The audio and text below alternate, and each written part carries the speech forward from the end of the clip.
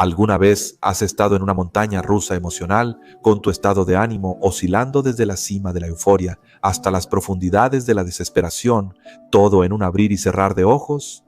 ¿Y si te dijera que hay una forma de bajarte de ese viaje, un camino para dominar tus emociones y descubrir la verdadera alegría?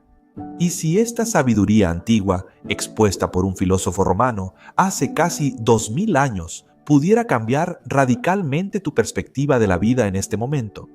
Quédate, porque vamos a sumergirnos en las cartas menos conocidas de Séneca, que contienen los secretos para dominar tus emociones y encontrar alegría en lo cotidiano. Si has estado con nosotros en la primera parte de esta serie sobre las cartas transformadoras de Séneca, ya sabes que estos documentos son mucho más que tinta sobre papel. Son susurros de sabiduría que han trascendido el tiempo y el espacio, cruzando los milenios para llegar a nuestra era digital. El primer video fue un recorrido por 7 de las cartas más impactantes de Séneca, tratando temas como la resiliencia, el crecimiento personal y las relaciones humanas. Hablamos sobre cómo volverse invencible, no en el sentido de algún poder de superhéroe, sino como un estado mental que te prepara para enfrentar los desafíos de la vida con gracia y sabiduría. En el video de hoy, vamos a cambiar de dirección ligeramente, pero de manera significativa. Nos vamos a enfocar en los temas de dominio emocional y la búsqueda de una verdadera alegría cotidiana. Quizá pienses, emociones, alegría, eso es de libros de autoayuda y oradores motivacionales, no de la filosofía antigua. Ten paciencia. El enfoque de Séneca sobre estos temas universalmente relevantes no solo es único, sino sorprendentemente aplicable incluso en el siglo XXI. Entonces, ¿por qué el dominio emocional? Bueno, si lo piensas, las emociones prácticamente controlan todo. Ellas dictan cómo respondes a los desafíos de la vida, cómo interactúas con otras personas e incluso cómo te ves a ti mismo. La filosofía estoica, como muestra Séneca, ofrece herramientas prácticas para dominar aspectos impredecibles de la experiencia humana. Y al hacerlo, el estoicismo abre la puerta a una forma interna de alegría más duradera, que no se ve afectada por las circunstancias externas. Y sobre la alegría, un término que a menudo usamos a la ligera, ¿a qué nos referimos? No hablamos de la felicidad pasajera que viene de la validación externa o posesiones materiales. Se trata de una alegría interna y profunda que es base estable para una vida plena.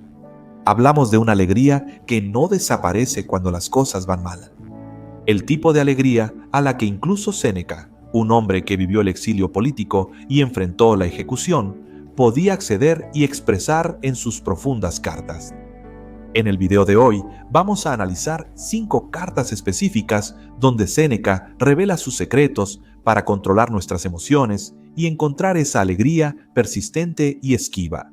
Aborda esta gran tarea desde varios ángulos, desde los méritos de la reflexión filosófica como fuente de alegría, hasta la importancia del autocontrol, la moderación y el valor.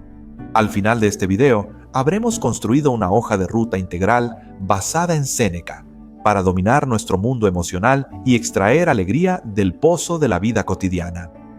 Tal vez te preguntes, ¿las cartas de Séneca son el manual definitivo para la vida?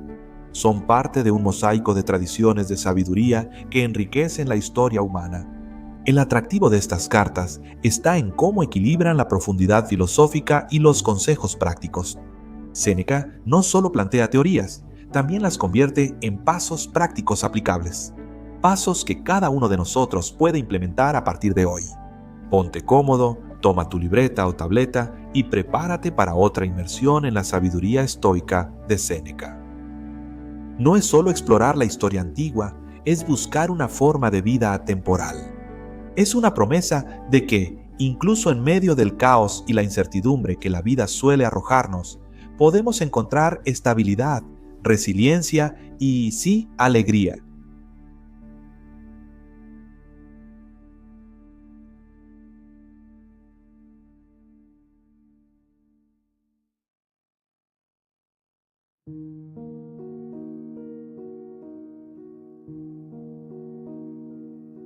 Carta 8. Sobre el retiro del filósofo.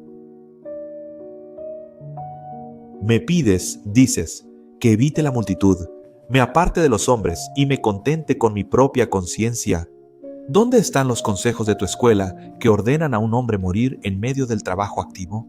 En cuanto al camino que a veces te parece que te estoy recomendando, mi objetivo al encerrarme y cerrar la puerta es poder ayudar a un mayor número de personas.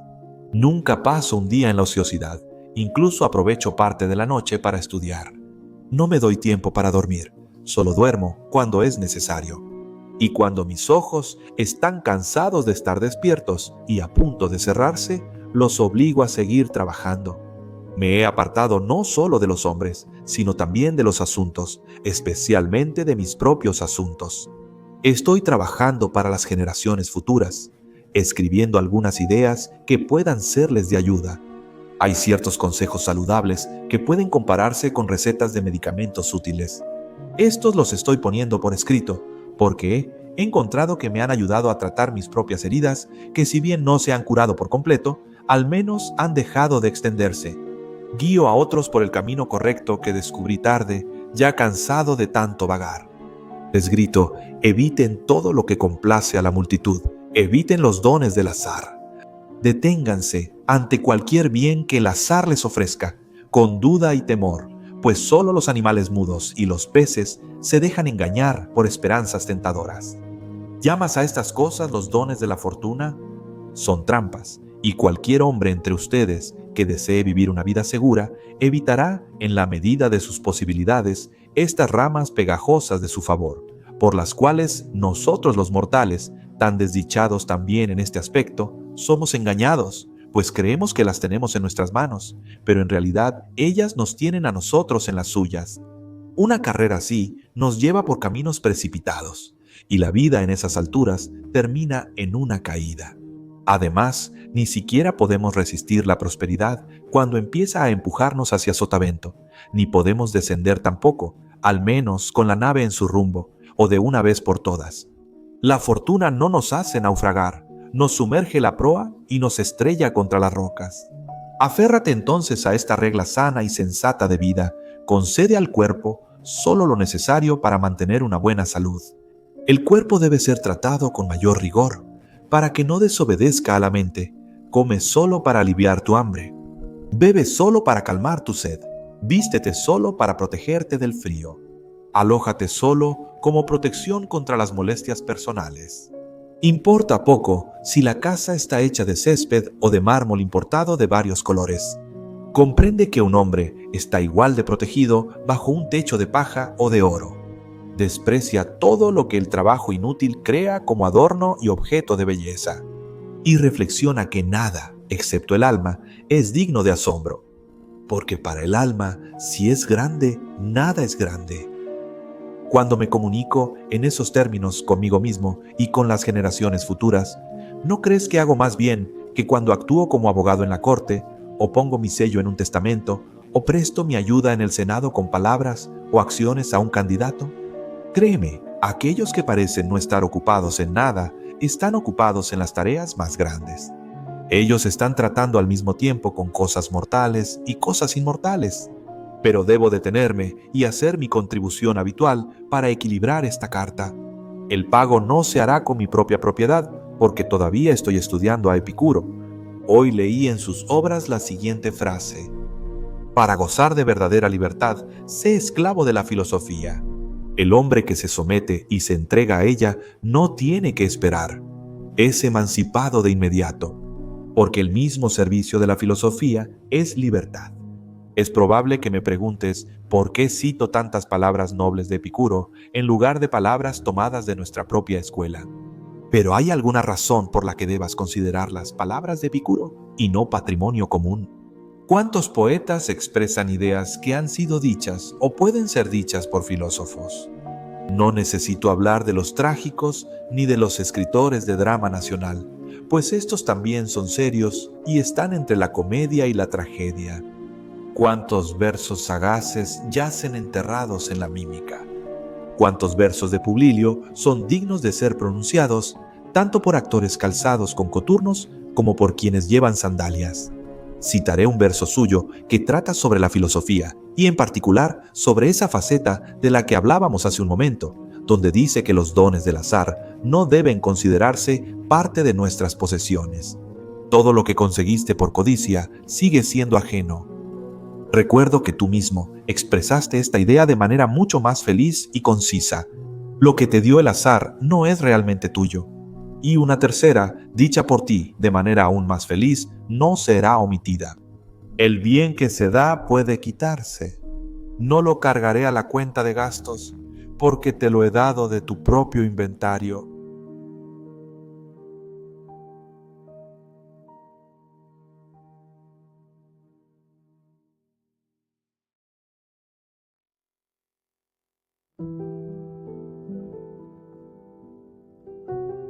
Carta 23. Sobre la verdadera alegría que proviene de la filosofía.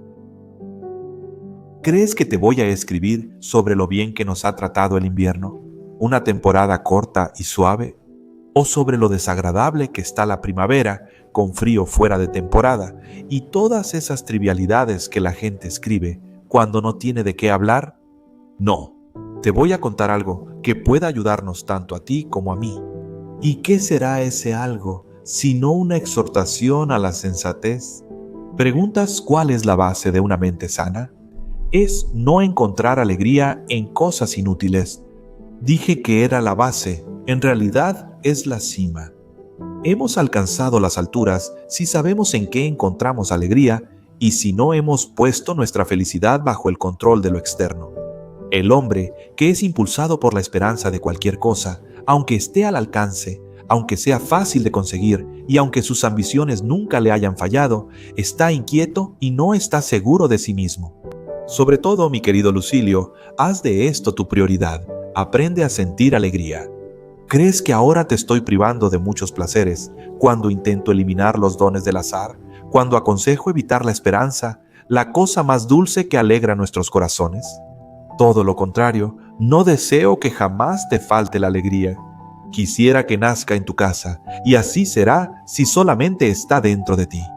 Otros motivos de alegría no llenan el corazón, solo suavizan el ceño y son inconstantes, a menos que creas que reír es alegría. El alma debe ser feliz y confiada por encima de todo. La verdadera alegría, créeme, es algo serio. ¿Crees que uno puede despreciar la muerte con un semblante despreocupado o con una expresión alegre y jovial, como suelen decir nuestros jóvenes elegantes?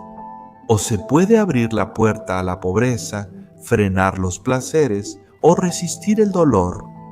El que reflexiona sobre estas cosas en su corazón está realmente lleno de alegría, pero no es una alegría jovial. Sin embargo, es precisamente esta alegría la que quiero que poseas, porque nunca te fallará una vez que hayas encontrado su fuente. El fruto de mentes pobres es superficial. Los verdaderamente ricos esconden sus vetas y quien excava sin parar obtiene más frutos. Asimismo, esos adornos que agradan a la mayoría solo brindan un placer superficial y la alegría que solo aparenta tampoco tiene base real. Pero la alegría de la que hablo, a la que intento guiarte, es algo sólido, que se revela más plenamente mientras más profundizas en ella. Por eso te ruego, querido Lucilio, haz lo único que puede hacerte feliz. Deja a un lado y pisotea todas las cosas que brillan por fuera y que te son ofrecidas por otros o que parecen obtenibles de otros. Busca el verdadero bien y alégrate solo de lo que proviene de ti mismo. ¿A qué me refiero con tus propios recursos? Me refiero a lo que surge de ti, a tu mejor parte. El cuerpo frágil también, aunque no podemos lograr nada sin él, debe considerarse como necesario más que como importante. Nos envuelven placeres vanos, de corta duración y que pronto lamentaremos, que a menos que sean controlados con un autocontrol extremo, se transformarán en lo contrario. A esto me refiero. El placer, a menos que se mantenga dentro de límites, tiende a precipitarse de cabeza en el abismo del dolor. Pero es difícil mantenerse dentro de los límites en aquello que crees que es bueno. El verdadero bien puede ser deseado sin peligro. Me preguntas cuál es este verdadero bien y de dónde proviene. Te lo diré, proviene de una buena conciencia. de propósitos honorables, de acciones correctas, del desprecio por los dones del azar, de una forma de vida equilibrada y tranquila que sigue un solo camino. Porque los hombres que saltan de un propósito a otro, o que ni siquiera saltan, sino que son llevados por una especie de azar, ¿cómo pueden esas personas vacilantes e inestables poseer algún bien que sea firme y duradero? Solo algunos se controlan y gestionan sus asuntos con un propósito guía. Los demás no avanzan, simplemente son arrastrados como objetos que flotan en un río. Y de estos objetos, algunos son retenidos por aguas lentas y son transportados suavemente. Otros son arrastrados por una corriente más violenta. Algunos que están más cerca de la orilla quedan ahí cuando la corriente se debilita y otros son arrastrados al mar por el ímpetu de la corriente. Por lo tanto, debemos decidir lo que queremos y mantenernos firmes en esa decisión. Ahora es el momento de que pague mi deuda. Puedo darte una frase de tu amigo Epicuro y así saldar la obligación de esta carta. Es molesto estar siempre comenzando la vida. O bien otra, que tal vez exprese mejor el significado. Viven mal quienes siempre empiezan a vivir. Tienes razón al preguntar ¿por qué? Ciertamente, el dicho necesita un comentario. Es porque la vida de esas personas siempre está incompleta. Un hombre no puede prepararse para la muerte si apenas empieza a vivir. Debemos proponernos ya haber vivido lo suficiente. Nadie considera que lo ha hecho si apenas está empezando a planear su vida. No creas que hay pocos de este tipo. Prácticamente todos son así. De hecho, algunos hombres apenas comienzan a vivir cuando ya es momento de dejar de vivir. Y si esto te parece sorprendente, añadiré algo que te sorprenderá aún más. Algunos hombres dejan de vivir antes de empezar.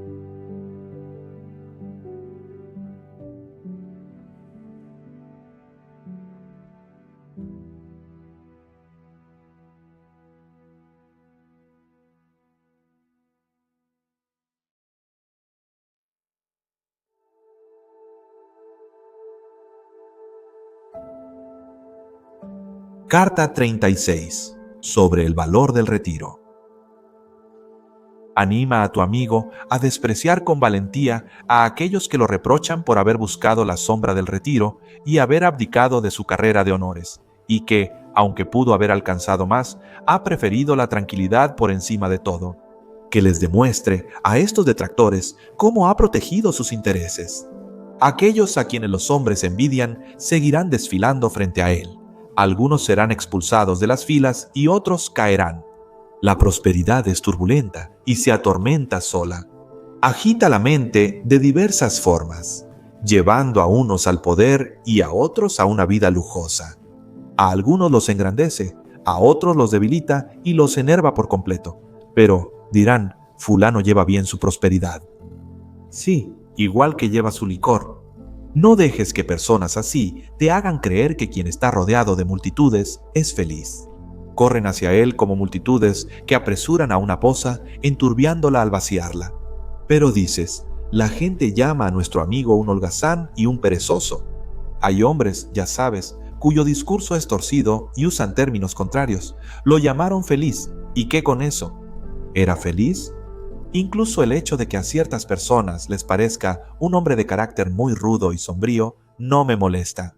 Aristo solía decir que prefería a un joven de carácter severo que a uno que fuera alegre y agradable para la multitud. Decía que el vino nuevo, aunque parece áspero y agrio, luego se vuelve bueno. Pero aquel que sabía bien en la vendimia no soporta el paso del tiempo, así que lo llamen severo y enemigo de su propio progreso. Es precisamente esta severidad la que será apreciada con el tiempo, siempre y cuando siga cultivando la virtud y absorbiendo a fondo los estudios que conducen a la cultura. No aquellos con los que basta que un hombre se rocíe, sino aquellos en los que la mente debe estar empapada. Ahora es el momento de aprender. ¿Qué? ¿Hay algún momento en que un hombre no deba aprender? De ninguna manera, pero así como es digno de elogio que cualquier edad estudie, no es digno de elogio que cualquier edad sea instruida. Ver a un anciano aprender su abecedario es vergonzoso y absurdo. El joven debe acumular, el anciano debe usar. Así que te beneficiarás mucho si ayudas a que tu amigo sea mejor persona. Nos dicen que esas bondades deben buscarse y otorgarse, ya que benefician tanto al que las da como al que las recibe. Son, sin duda, las mejores bondades. Ahora él ya no tiene libertad en ese asunto. Ha dado su palabra y es menos vergonzoso negociar con un acreedor que con un futuro prometedor. Para saldar su deuda, el empresario necesita un viaje próspero y el agricultor campos fructíferos y buen clima. La deuda de tu amigo puede pagarse con buena voluntad. La fortuna no controla el carácter. Que controle su carácter para que, en paz, perfeccione ese espíritu que no experimenta pérdida ni ganancia y permanece igual, sin importar los resultados. Un espíritu así, colmado de bienes mundanos, se eleva sobre su riqueza. Si, por otro lado, el azar le ha despojado de parte de su riqueza, o incluso de toda ella, no se ve afectado. Si tu amigo hubiera nacido en Partia, habría empezado de niño a tensar el arco. Si hubiera nacido en Germania, ya estaría blandiendo su lanza. Si hubiera nacido en los días de nuestros antepasados, habría aprendido a montar a caballo y a golpear a su enemigo cuerpo a cuerpo. Estas son las ocupaciones que el sistema de cada raza recomienda al individuo, sí, que le prescribe. ¿A qué entonces debería dedicar su atención este amigo tuyo? Yo digo que debe aprender aquello que es útil contra todas las armas, contra todo tipo de enemigo, el desprecio a la muerte, porque nadie duda que la muerte tiene algo que inspira terror, de modo que incluso sacude nuestras almas, las cuales la naturaleza ha moldeado de tal manera que aman su propia existencia. De lo contrario, no habría necesidad de prepararnos y de afilar nuestro valor para enfrentar aquello hacia lo que deberíamos movernos con una especie de instinto voluntario, tal como todos los hombres tienden a preservar su existencia. Nadie aprende algo solo para, si es necesario, descansar tranquilo en un lecho de rosas. Pero él fortalece su valor con este fin, para no rendir su fe empeñada ante la tortura y para que, si es necesario, algún día pueda mantenerse en guardia en las trincheras, incluso estando herido, sin siquiera apoyarse en su lanza, porque el sueño suele apoderarse de los hombres que se sostienen en cualquier apoyo. En la muerte no hay nada dañino, porque debe existir algo a lo que le sea dañino.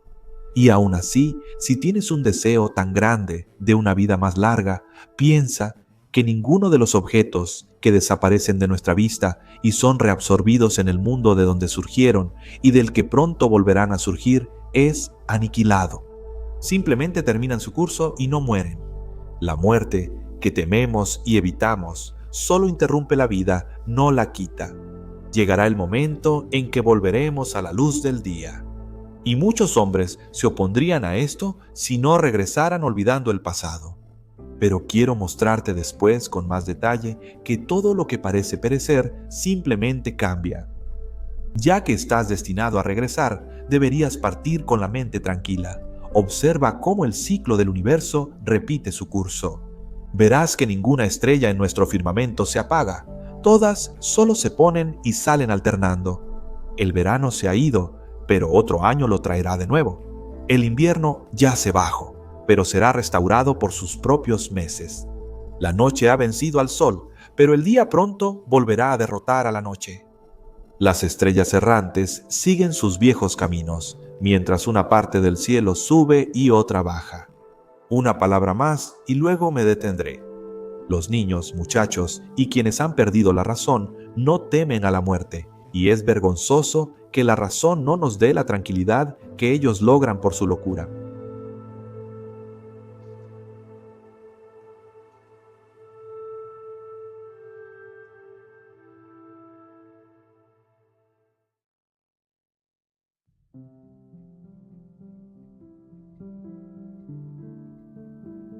Carta 83.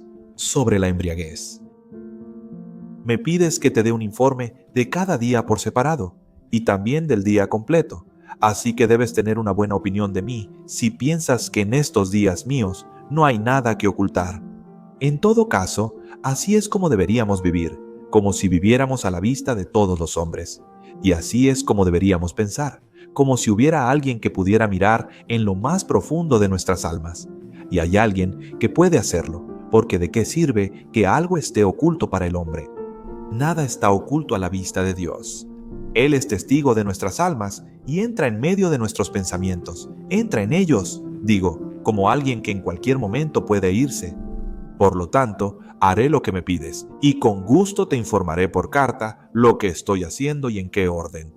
Seguiré observándome continuamente, y un hábito muy útil revisará cada día. Porque esto es lo que nos hace malvados, que ninguno de nosotros mira hacia atrás en su propia vida. Nuestros pensamientos solo se dedican a lo que estamos a punto de hacer, y sin embargo, nuestros planes para el futuro siempre dependen del pasado. Hoy ha sido ininterrumpido, nadie me ha quitado nada de él. Todo el tiempo se ha dividido entre el descanso y la lectura. Un breve espacio se ha dedicado al ejercicio físico, y por esto puedo agradecerle a la vejez. Mi ejercicio requiere muy poco esfuerzo. En cuanto me muevo, me canso. Y el cansancio es el objetivo y fin del ejercicio, sin importar cuán fuerte sea uno. Preguntas quiénes son mis marcadores de ritmo. Uno es suficiente para mí, el esclavo Farius, un tipo agradable, como sabes, pero lo cambiaré por otro. A mi edad, necesito uno que sea aún más joven. Farius dice que él y yo estamos en la misma etapa, porque ambos perdemos dientes. Sin embargo, incluso ahora apenas puedo seguirle el paso cuando corre, y dentro de muy poco tiempo ya no podré seguirlo en absoluto. Así que ya ves el beneficio que obtenemos del ejercicio diario. Pronto surge una gran distancia entre personas que toman caminos distintos. Mi esclavo está subiendo justo en el momento en que yo estoy bajando, y seguramente sabes lo mucho más rápido que es esto último.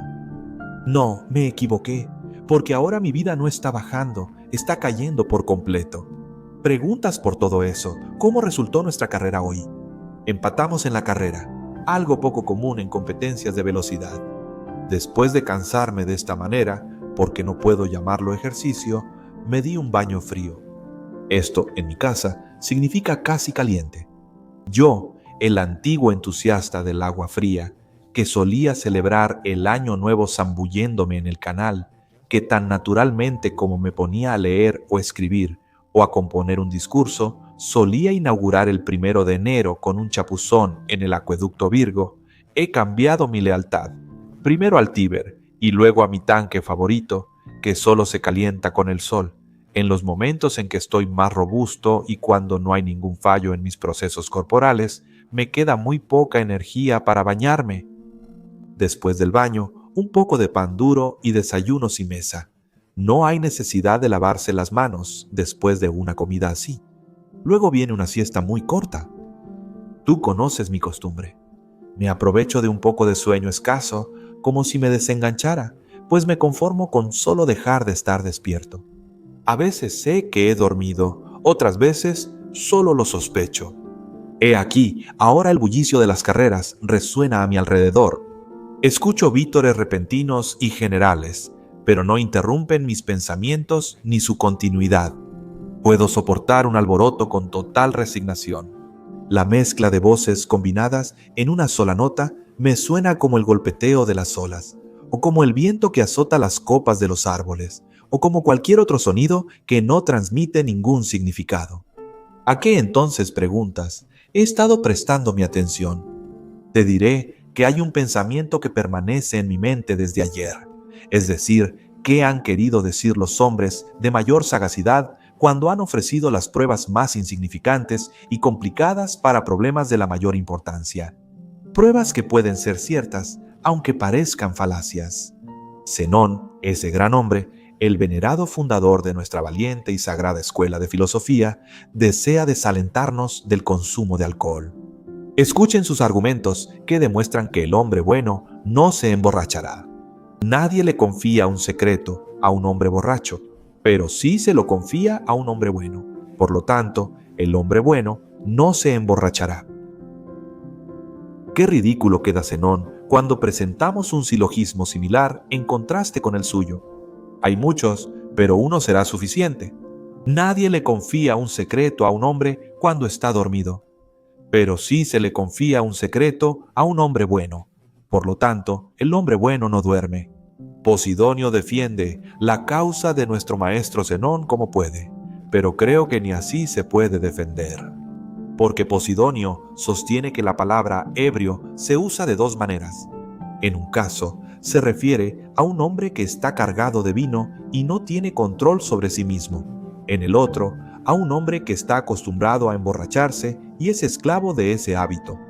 Asegura que Zenón hablaba del segundo caso, el hombre que está acostumbrado a emborracharse, no el hombre que está borracho, y nadie le confiaría ningún secreto a esta persona, porque podría revelarlo cuando estuviera bajo los efectos del alcohol.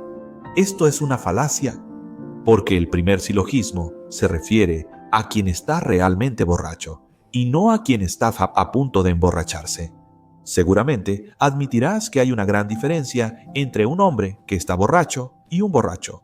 El que está realmente borracho puede estar en ese estado por primera vez y puede no tener el hábito, mientras que el borracho a menudo está libre de embriaguez.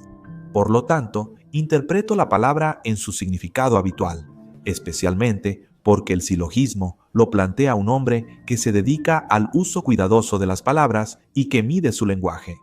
Además, si esto es lo que Zenón quería decir y lo que deseaba que significara para nosotros, estaba tratando de aprovecharse de una palabra equívoca para introducir una falacia. Nadie debería hacer esto si la verdad es el objetivo de la investigación. Pero admitamos, en efecto, que él quiso decir lo que dice Posidonio. Aún así, la conclusión es falsa, que no se confía en secretos a un borracho habitual. Piensa cuántos soldados que no siempre están sobrios han recibido de un general, un capitán o un centurión mensajes que no debían ser divulgados. Sobre el famoso complot para asesinar a Gayo César, el César que derrotó a Pompeyo y tomó el control del Estado. Tilio Cimber fue tan digno de confianza con eso como Gayo Casio. Ahora bien, Casio, durante toda su vida, bebió agua, mientras que Tilio Cimber era un borracho además de un pendenciero. El mismo Cimber aludió a este hecho diciendo: «Llevo un amo, no puedo llevar mi licor». Cada quien recuerde a quienes, según su experiencia, no son confiables con el vino, pero sí con la palabra hablada. Y sin embargo, me viene a la mente un caso que relataré, para que no caiga en el olvido. Porque la vida debe estar provista de ejemplos notables. No siempre debemos estar volviendo al pasado oscuro. Lucio Piso, el director de Seguridad Pública en Roma, estaba ebrio desde el mismo momento de su nombramiento. Solía pasar la mayor parte de la noche en banquetes y dormía hasta el mediodía. Así era como pasaba sus horas de la mañana. Sin embargo, se dedicaba con gran diligencia a sus deberes oficiales, que incluían la custodia de la ciudad. Incluso el santo Augusto confiaba en él con órdenes secretas cuando lo puso al mando de Tracia. Piso conquistó ese país. Tiberio también confiaba en él cuando se fue de vacaciones a Campania, dejando en la ciudad muchos asuntos críticos que despertaron tanto sospechas como odio. Me imagino que fue porque la embriaguez de Piso resultó favorable para el emperador, que nombró para el cargo de prefecto de la ciudad a Causo, un hombre de autoridad y equilibrio, pero tan empapado y sumergido en la bebida que una vez, en una reunión del Senado, a la que llegó después de un banquete, fue vencido por un sueño del que no pudo ser despertado y tuvo que ser llevado a casa. A este hombre fue a quien Tiberio envió muchas órdenes, escritas de su propio puño, órdenes que creía que no debía confiar ni siquiera a los funcionarios de su casa. Cosus nunca dejó escapar ni un solo secreto, ya fuera personal o público. Así que eliminemos todos esos discursos como este. Ningún hombre atado por la embriaguez tiene poder sobre su alma, así como las cubas se revientan por el vino nuevo y los sedimentos del fondo suben a la superficie por la fuerza de la fermentación, así también, cuando el vino burbujea, todo lo que está oculto sale a la luz y se hace visible. Así como un hombre vencido por el licor no puede retener la comida cuando ha bebido en exceso, tampoco puede guardar un secreto. Él revela sin distinción tanto sus propios secretos como los de otras personas. Esto, por supuesto, es lo que sucede comúnmente, Pero también ocurre que consultamos sobre asuntos serios con aquellos que sabemos que tienen el hábito de beber en exceso. Por lo tanto, esta proposición, que se presenta como una defensa del silogismo de Zeno, es falsa. Que los secretos no se confían al bebedor habitual. ¿Qué mejor es denunciar la embriaguez de manera franca y exponer sus vicios?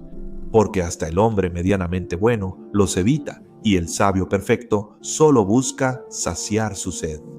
El sabio, aunque a veces se deje llevar por la alegría en beneficio de un amigo, siempre se detiene antes de embriagarse. Después analizaremos si la mente del sabio se altera por mucho vino y actúa como topir. Pero si quieres probar que un hombre bueno no debe emborracharse, ¿por qué usar la lógica? Muestra lo ruin que es beber más licor del que uno puede soportar y no conocer la capacidad de tu propio estómago. Muestra cuántas veces el borracho hace cosas que lo avergüenzan sobrio. Afirma que la embriaguez no es más que una condición de locura asumida a propósito. Prolonga la condición del borracho por varios días. ¿Tendrás alguna duda sobre su locura? Aún así, la locura no es menor, simplemente dura menos tiempo. Piensa en Alejandro de Macedonia, que apuñaló a Cleto, su amigo más querido y leal, en un banquete. Después de que Alejandro entendió lo que había hecho, deseó morir y sin duda debió haber muerto. La embriaguez enciende y revela todo tipo de vicios y elimina el sentido de la vergüenza que cubre nuestras malas acciones. Porque más hombres se abstienen de acciones prohibidas por vergüenza de pecar que por tener buenas inclinaciones. Cuando la fuerza del vino se vuelve demasiado grande y toma control de la mente, todo mal oculto sale de su escondite. La embriaguez no crea el vicio, simplemente lo saca a la luz. En esos momentos, el hombre lujurioso no espera ni siquiera la privacidad de una habitación, sino que, sin demora, da rienda suelta a las exigencias de sus pasiones. En ese momento, el hombre impuro anuncia y difunde su enfermedad. En esos momentos, tu compañero malhumorado no controla su lengua ni su mano. El hombre altivo aumenta su arrogancia, el despiadado su crueldad, el calumniador su malicia. Todo vicio se desata y sale a relucir. Además, olvidamos quiénes somos. Pronunciamos palabras vacilantes y mal articuladas. La mirada es inestable, el paso vacila, la cabeza gira y hasta el techo parece moverse como si un ciclón girara la casa, mientras el estómago sufre cuando el vino provoca gases e hincha las entrañas. Sin embargo, en ese momento, estos problemas pueden soportarse, siempre y cuando el hombre conserve su fuerza natural. Pero ¿qué puede hacer cuando el sueño debilita sus fuerzas y cuando lo que era embriaguez se convierte en indigestión? Reflexiona sobre los daños que provoca la embriaguez en un país. Este mal ha traicionado a las razas más valientes ante sus enemigos. Este mal ha abierto brechas en muros defendidos por la obstinada lucha de muchos años. Este mal ha obligado a someterse al dominio extranjero a pueblos que eran completamente indomables y desafiaban el yugo. Este mal ha vencido, por la copa de vino, a quienes eran invencibles en el campo. Alejandro, a quien acabo de mencionar, atravesó sus muchas marchas, sus muchas batallas, sus muchas campañas de invierno, superando desventajas de tiempo o lugar, los muchos ríos que fluían de fuentes desconocidas y los muchos mares. Todo ello con seguridad. Fue la intemperancia al beber lo que lo derribó y la famosa copa mortal de Hércules. ¿Qué gloria hay en aguantar mucho licor? Cuando has ganado el premio y los otros comensales, tirados dormidos o vomitando, han rechazado tu reto de seguir brindando.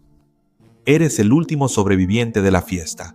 Cuando has vencido a todos, con tu magnífica demostración de resistencia, y no hay hombre que haya demostrado tener tanta capacidad como tú, eres vencido por el barril. Marco Antonio fue un gran hombre, un hombre de habilidad distinguida. Pero ¿qué lo arruinó y lo llevó a costumbres extranjeras y vicios no romanos, si no fue la embriaguez y un amor por Cleopatra tan potente como el vino? Esto fue lo que lo convirtió en enemigo del Estado. Esto fue lo que lo hizo incapaz de enfrentarse a sus enemigos. Esto lo volvió cruel. Sentado a la mesa, recibía las cabezas de los líderes del Estado. Durante banquetes lujosos, reconocía los rostros y manos de hombres proscritos, o incluso, ebrio de vino, seguía sediento de sangre. Era intolerable que estuviera emborrachándose mientras hacía esas cosas. ¿Era aún más intolerable que hiciera eso estando borracho? La crueldad suele seguir al consumo excesivo de vino, porque la cordura de un hombre se corrompe y se vuelve salvaje. Así como una enfermedad prolongada vuelve a los hombres quejosos e irritables y los enloquece ante la menor contrariedad de sus deseos, así también las borracheras continuas animalizan el alma. Cuando las personas pierden el control seguido, la locura persiste y los vicios creados por el licor siguen aunque ya no beban. Por eso deberías explicar por qué el hombre sabio no debe embriagarse. Explica con hechos y no solo con palabras lo horrible que es esto y los males persistentes que conlleva. Haz lo que es más fácil de todo. Demuestra que lo que los hombres llaman placeres son castigos en cuanto se han excedido los límites debidos. Porque si intentas probar que el sabio puede emborracharse con mucho vino y aún así mantener el rumbo recto, aunque esté ebrio, podría seguir deduciendo con silogismos que no morirá si traga veneno, que no dormirá si toma una poción para dormir, que no vomitará ni rechazará lo que obstruye su estómago cuando le des el éboro. ¿Por qué creer que un hombre está medio sobrio y medio ebrio si sus pies tambalean y su lengua es inestable?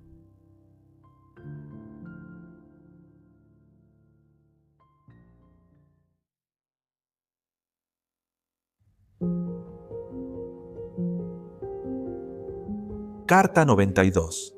Sobre la vida feliz. Tú y yo estaremos de acuerdo, creo, en que las cosas externas se buscan para la satisfacción del cuerpo, que el cuerpo se cuida por consideración al alma, y que en el alma hay ciertas partes que nos sirven, permitiéndonos movernos y sostener la vida, otorgadas a nosotros solo por el bien de la parte principal de nuestro ser. En esta parte principal hay algo irracional y algo racional. La primera sigue a la segunda, y la segunda no se refiere a nada más, sino que todo lo relaciona consigo misma. Porque la razón divina también está puesta en el mando supremo sobre todas las cosas, y no está sujeta a nada. Y esta razón que poseemos es la misma porque proviene de la razón divina. Ahora bien, si estamos de acuerdo en este punto, es natural que también estemos de acuerdo en lo siguiente, que la vida feliz depende de esto y solo de esto, de que alcancemos la razón perfecta. Porque no es otra cosa más que esto lo que impide que el alma se doblegue, lo que la mantiene firme frente a la fortuna. Sea cual sea la condición de sus asuntos, esto mantiene a los hombres sin perturbaciones. Y solo eso es un bien que nunca se deteriora. Declaro que es feliz aquel hombre a quien nada lo hace menos fuerte de lo que es.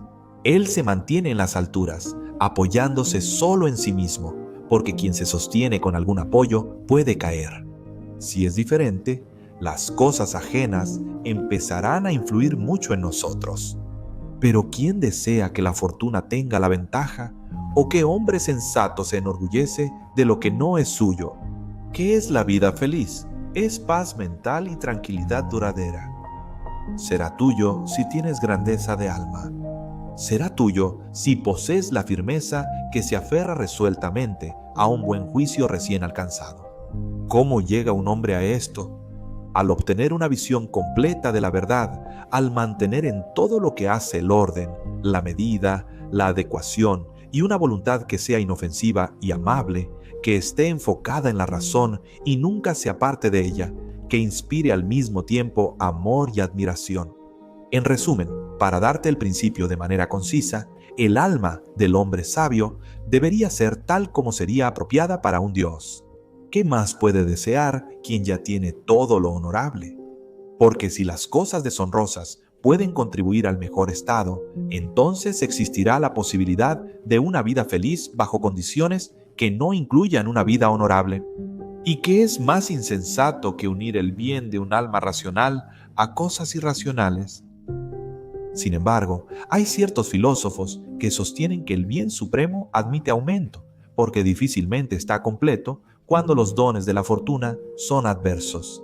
Incluso Antípata, uno de los grandes líderes de esta escuela, admite que atribuye cierta influencia a los factores externos, aunque solo una influencia muy leve.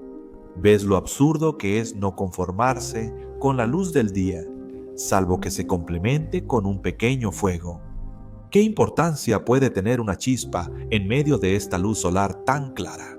Si no te contentas solo con lo que es honorable, debe seguirse que deseas además el tipo de tranquilidad que los griegos llaman imperturbabilidad o bien placer. Pero lo primero puede alcanzarse en cualquier caso, porque la mente está libre de perturbaciones cuando es completamente libre para contemplar el universo, y nada la distrae de la contemplación de la naturaleza. El segundo placer es simplemente el bien del ganado. Solo sumamos lo irracional a lo racional y lo deshonroso a lo honorable. Una sensación placentera afecta nuestra vida. Porque entonces dudas en decir que todo está bien con un hombre solo, porque todo está bien con su apetito. ¿Consideras a alguien cuyo mayor bien depende de sabores, colores y sonidos, no entre héroes, sino entre los hombres? No, que se retire de las filas de esta, la clase más noble de seres vivos, solo superada por los dioses, que se junte con las bestias mudas, un animal cuyo deleite está en el forraje. La parte irracional del alma es doble.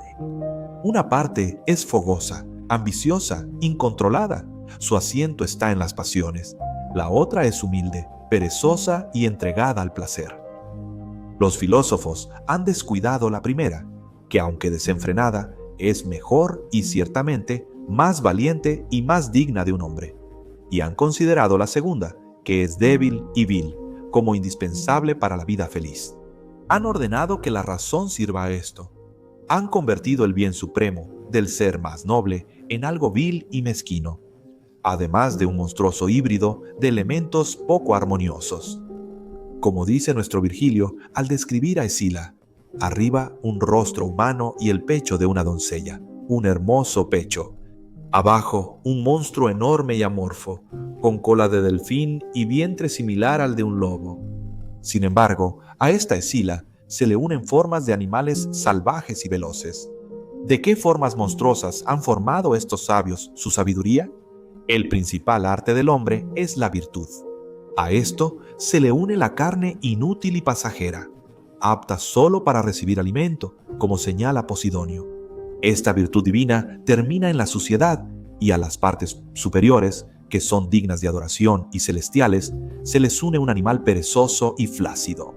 En cuanto al segundo deseo, la tranquilidad, aunque en sí misma no aportaría ningún beneficio al alma, sí la libraría de obstáculos.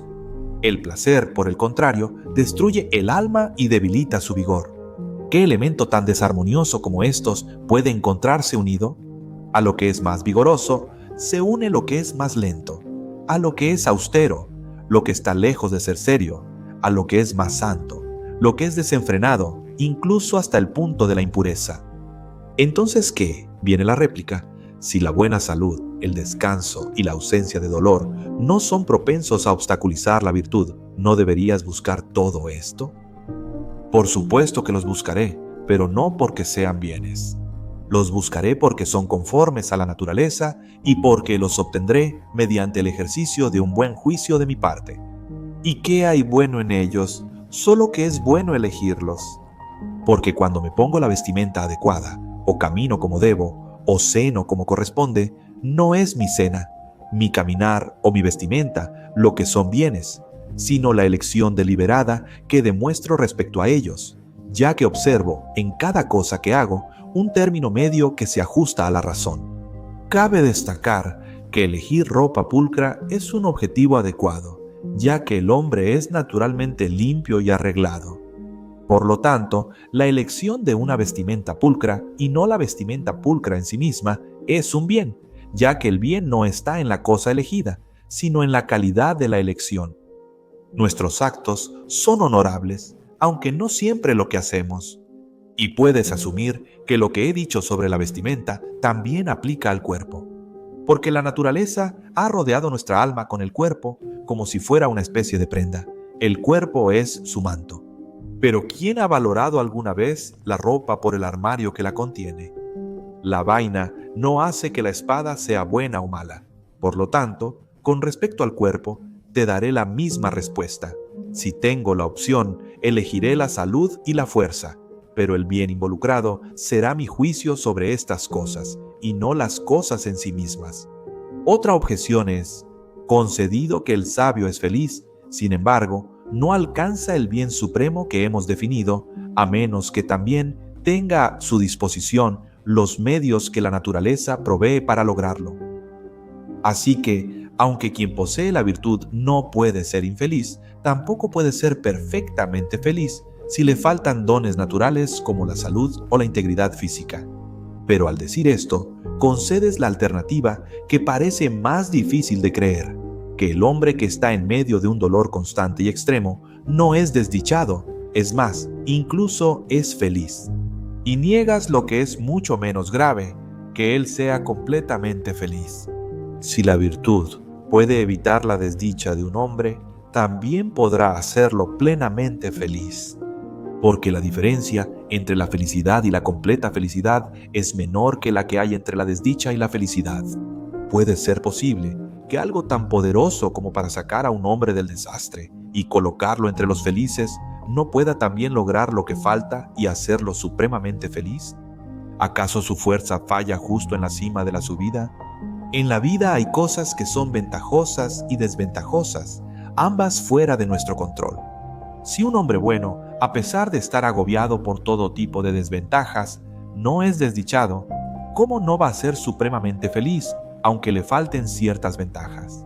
Así como no se ve arrastrado a la desdicha por su carga de desventajas, tampoco se aleja de la felicidad suprema por la falta de alguna ventaja. De hecho, es tan supremamente feliz sin las ventajas, como está libre de desdicha aunque cargue con sus desventajas. De lo contrario, si su bien puede ser dañado, también puede serle arrebatado por completo. Un poco más arriba, mencioné que un pequeño fuego no añade nada a la luz del sol, porque debido al brillo del sol, cualquier luz que brille, aparte de la luz solar, queda opacada. Pero, se podría decir, hay ciertos objetos que incluso se interponen en el camino de la luz solar. Sin embargo, el sol no se ve afectado, incluso en medio de obstáculos. Y aunque un objeto puede intervenir y bloquear nuestra vista de él, el sol sigue con su labor y continúa su curso. Cada vez que brilla entre las nubes, no es más pequeño ni menos puntual que cuando está libre de nubes, ya que hay una gran diferencia entre que simplemente haya algo en el camino de su luz o que haya algo que interfiera con su brillo. De manera similar, los obstáculos no le quitan nada a la virtud. No es menor, simplemente brilla con menos intensidad. A nuestros ojos, quizás sea menos visible y menos luminosa que antes, pero en sí misma sigue siendo la misma. Y como el sol cuando está eclipsado, sigue, aunque en secreto, mostrando su fuerza. Por lo tanto, los desastres, las pérdidas y las injusticias solo tienen el mismo poder sobre la virtud que una nube sobre el sol. Conocimos a alguien que afirma que un sabio que sufre una desgracia física no es desdichado ni feliz, pero él también está equivocado, porque está poniendo los resultados del azar al mismo nivel que las virtudes, y está atribuyendo la misma influencia a las cosas que son honorables que a las cosas que carecen de honor. Pero ¿qué es más detestable y más indigno que poner cosas despreciables en la misma categoría que cosas dignas de reverencia? La reverencia debe dirigirse a la justicia, el deber, la lealtad, la valentía y la prudencia. Por el contrario, esos atributos no valen nada, y a menudo los hombres más indignos los poseen en mayor medida, como una pierna fuerte, hombros robustos, buenos dientes y músculos sanos y sólidos. De nuevo, si el sabio cuyo cuerpo le resulta una carga no debe ser considerado ni desdichado ni feliz, sino que debe quedar en una especie de posición intermedia, su vida tampoco será ni deseable ni indeseable. Pero ¿qué puede ser más absurdo que decir que la vida del sabio no es deseable? ¿Y qué hay tan fuera de los límites de la credibilidad como la opinión de que cualquier vida no es ni deseable ni indeseable. De nuevo, si los males corporales no hacen desgraciado a un hombre, entonces le permiten ser feliz. Porque las cosas que no tienen poder para empeorar su condición, tampoco tienen poder para perturbar esa condición cuando está en su mejor momento. Pero alguien dirá, sabemos qué es frío y qué es caliente. Una temperatura tibia se encuentra en medio. Igualmente, A es feliz, B es desdichado y C no es ninguno de los dos. Quiero analizar esta figura que se utiliza en nuestra contra. Si le agrego a tu agua tibia una mayor cantidad de agua fría, el resultado será agua fría. Pero si vierto una mayor cantidad de agua caliente, el agua finalmente se volverá caliente. Sin embargo, según tu argumento, aunque a tu hombre que no es desdichado ni feliz le sumes problemas, no será infeliz. Por lo tanto, tu ejemplo no ofrece ninguna analogía. De nuevo, supongamos que te presento a un hombre que no es ni miserable ni feliz. Le agrego la ceguera a sus desgracias. No se vuelve infeliz. Lo dejo lisiado. No se vuelve infeliz. Le agrego aflicciones que son constantes y severas. No se vuelve infeliz. Por lo tanto, aquel cuya vida no se convierte en miseria por todos estos males, tampoco es arrastrado por ellos fuera de su vida de felicidad. Entonces, si como dices, el sabio no puede caer de la felicidad a la miseria, tampoco puede caer en la no felicidad. Porque, como si uno ha comenzado a resbalar, puede detenerse en algún lugar en particular. Lo que le impide rodar hasta el fondo, lo mantiene en la cima. ¿Por qué, preguntas, no podría una vida feliz ser destruida? Ni siquiera puede ser desunida, y por esa razón, la virtud es en sí misma suficiente para la vida feliz. Pero, se dice, no es más feliz el sabio si ha vivido más tiempo y no ha sido distraído por ningún dolor que aquel que siempre ha tenido que luchar contra la mala fortuna. Respóndeme ahora, ¿es mejor o más honorable? Si no lo es, entonces tampoco es más feliz. Para ser más feliz, viva rectamente. Si no puede, tampoco será más feliz. La virtud no puede ser forzada más, y por lo tanto tampoco la vida feliz que depende de la virtud. Porque la virtud es un bien tan grande que no se ve afectada por ataques tan insignificantes como la brevedad de la vida, el dolor y las diversas molestias corporales. Porque el placer no merece eso, la virtud ni siquiera debería mirarlo. Ahora bien, ¿cuál es lo principal en la virtud? Es la cualidad de vivir solo el presente, sin contar los días que tenemos. En un instante, la virtud realiza una eternidad de bien. Estos bienes nos parecen increíbles y que trascienden la naturaleza humana, porque medimos su grandeza con el estándar de nuestra propia debilidad y llamamos a nuestros vicios con el nombre de virtud. Además, ¿no parece igual de increíble que algún hombre, en medio de un sufrimiento extremo, diga, ¿soy feliz? Esta declaración se escuchó en la fábrica del placer cuando Epicuro dijo, hoy y otro día han sido los más felices de todos. En un caso, sufrió tortura por retención urinaria y en otro por el dolor incurable de una úlcera estomacal. ¿Por qué entonces deberían ser increíbles para nosotros, que cultivamos la virtud, los bienes que la virtud otorga, cuando incluso se encuentran en aquellos que reconocen al placer como su dueña? Estos también, viles y de mente baja como son, declaran que incluso en medio del dolor y la desgracia excesivos, el sabio no será ni desdichado ni feliz. Y sin embargo, esto también es increíble, es más, aún más increíble que el caso anterior, porque no entiendo cómo, si la virtud cae de sus alturas, puede evitar ser arrojada hasta el fondo. Ella debe mantenernos en la felicidad, o si es apartada de esa posición, no podrá evitar que nos volvamos infelices. Si la virtud solo se mantiene firme, no puede ser expulsada del campo. Debe conquistar o ser conquistada. Pero algunos dicen, solo a los dioses inmortales les es dada la virtud y la vida feliz. Solo alcanzamos la sombra y apariencia de esos bienes. Nos acercamos, pero nunca los logramos. Sin embargo, la razón es un atributo común tanto de los dioses como de los hombres. En los dioses ya está perfeccionada. En nosotros puede perfeccionarse. Nuestros vicios nos llevan a la desesperación, ya que el hombre, como ser racional de orden inferior, es un guardián inestable, incapaz de aferrarse a lo mejor, con juicio vacilante e incierto. Puede requerir las facultades de la vista y el oído, buena salud, un aspecto físico que no sea repulsivo y además una mayor longevidad unida a una constitución intacta. Aunque mediante la razón puede llevar una vida que no le cause remordimientos, en esta criatura imperfecta, el hombre, reside cierto poder que lo inclina al mal, porque posee una mente que se deja llevar fácilmente hacia la perversidad. Supongámonos, sin embargo, que la maldad que está a la vista y que previamente ha sido despertada a la actividad sea eliminada. El hombre aún no es un buen hombre, pero está siendo moldeado hacia la bondad. Sin embargo, aquel en quien falta cualquier cualidad que contribuya a la bondad es malo. Quien tiene virtud en su cuerpo y espíritu es igual a los dioses. Consciente de su origen, se esfuerza por regresar allí. Nadie hace mal al intentar recuperar las alturas de donde descendió. ¿Y por qué no habrías de creer que existe algo de divinidad en alguien que es parte de Dios?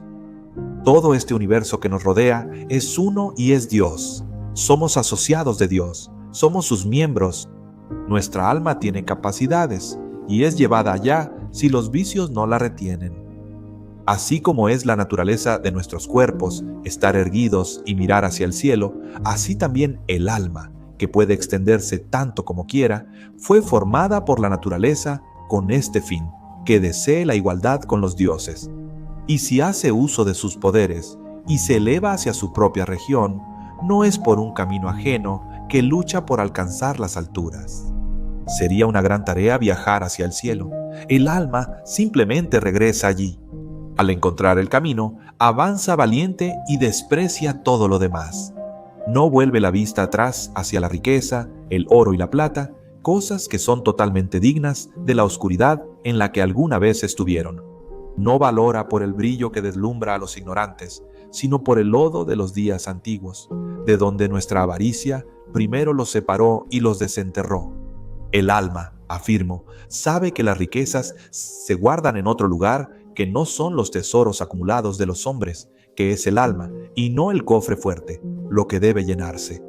Es el alma la que los hombres pueden poner en dominio sobre todas las cosas, y pueden instalar como dueña del universo, para que limite sus riquezas solo por las fronteras del oriente y el occidente, y como los dioses pueda poseerlo todo, y que pueda, con sus propios vastos recursos, mirar desde lo alto a los ricos, ninguno de los cuales se alegra tanto de su propia riqueza como le molesta la riqueza de otro. Cuando el alma se ha transportado a esta elevada altura, también considera al cuerpo, ya que es una carga que debe soportarse, no como algo que deba amar, sino como algo que debe supervisar. Tampoco es sumisa ante aquello sobre lo que se le ha dado dominio, porque ningún hombre es libre si es esclavo de su cuerpo. De hecho, dejando de lado todos los demás amos que surgen por el excesivo cuidado del cuerpo, el dominio que el propio cuerpo ejerce es cautivador y exigente. De este cuerpo el alma sale, a veces con espíritu sereno, a veces con exaltación, y una vez que ha partido, no pregunta cuál será el final del día abandonado. No, así como no nos preocupamos por los recortes del cabello y la barba, de la misma manera, esa alma divina, cuando está a punto de salir del hombre mortal, considera el destino de su recipiente terrenal, ya sea consumido por el fuego, encerrado por una piedra, enterrado en la tierra o desgarrado por bestias salvajes, como algo que le importa tanto como el posparto a un niño recién nacido. Y si este cuerpo será arrojado y despedazado por aves, o devorado cuando sea lanzado al mar como presa de los perros marinos, ¿qué le importa eso a quien ya no es nada? Es más, incluso cuando está entre los vivos, el alma no teme nada de lo que pueda sucederle al cuerpo después de la muerte. Aunque esas cosas pudieron ser amenazas, no bastaron para aterrorizar el alma antes de la muerte. Dice, no me asusta el garfio del verdugo, ni la repugnante mutilación del cadáver que es expuesto al desprecio de quienes presencian el espectáculo. No pido a nadie los últimos ritos, ni confío mis restos a nadie. La naturaleza quiere que todos tengan sepultura.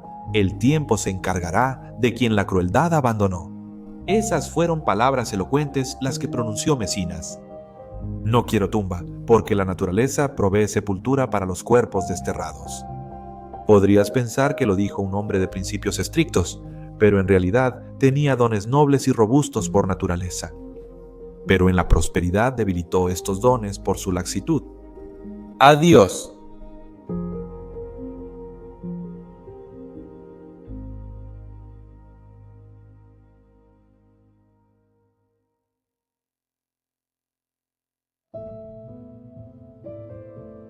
Al llegar al final de esta esclarecedora exploración de los principios estoicos de Séneca, queda claro que cada una de estas cartas, seleccionadas, sirve como una lente única a través de la cual podemos examinar las complejidades de las emociones humanas y la búsqueda de la alegría auténtica.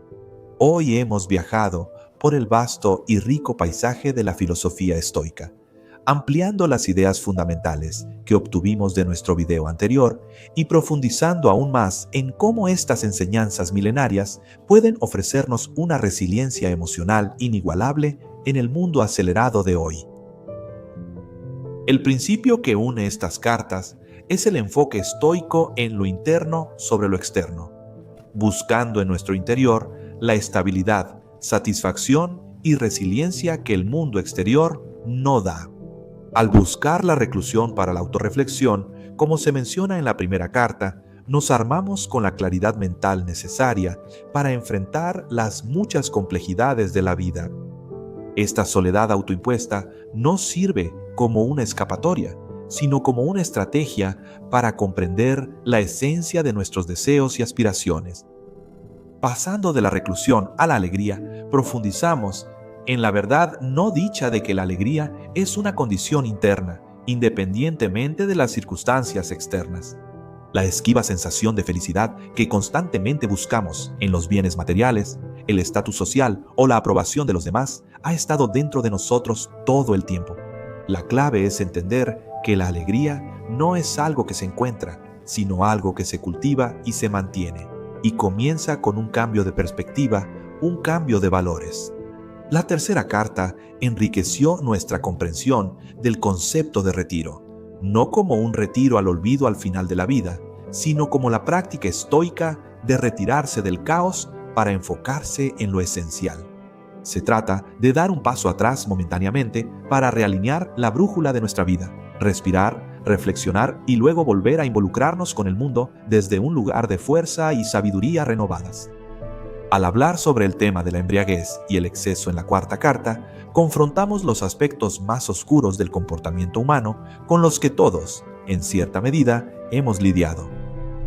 Ya sea excediéndonos en la comida, la bebida o incluso en los extremos emocionales, Séneca nos recuerda que la meta siempre debe ser la moderación, el autocontrol y la armonía interior. Finalmente, alcanzamos la cúspide de la búsqueda humana, vivir felizmente. No es un estado emocional transitorio, sino una condición duradera de bienestar, basada en una vida ética, atención plena y comprensión genuina de nuestro lugar en el orden cósmico. Es como si cada carta sirviera de peldaño, ayudándonos a cruzar el turbulento río de la existencia hacia un estado de alegría invulnerable y equilibrio emocional. Las verdades estoicas en estas cartas no son solo ideas filosóficas para reflexionar, sino conocimientos prácticos aplicables aquí y ahora. Así que aquí está mi llamado a la acción para ti. Toma solo uno de estos principios, ya sea la estrategia de la reclusión para la autorreflexión, el cultivo interno de la alegría, la sabiduría de la retirada táctica, el dominio del autocontrol o la búsqueda de la verdadera felicidad y aplícalo conscientemente durante la próxima semana. Haz de esto un hábito diario y observa cómo transforma tu panorama emocional. Deja que la sabiduría de Séneca no solo llegue a tu mente, sino que transforme tu vida. Una cosa es conmoverse por la filosofía y otra dejarse transformar por ella. Y ese es el reto que te dejo hoy. No seas solo un receptor pasivo de sabiduría, sé un participante activo en tu propia transformación. El camino hacia el dominio emocional y la verdadera alegría no es un deporte para espectadores, es la esencia misma de la vida.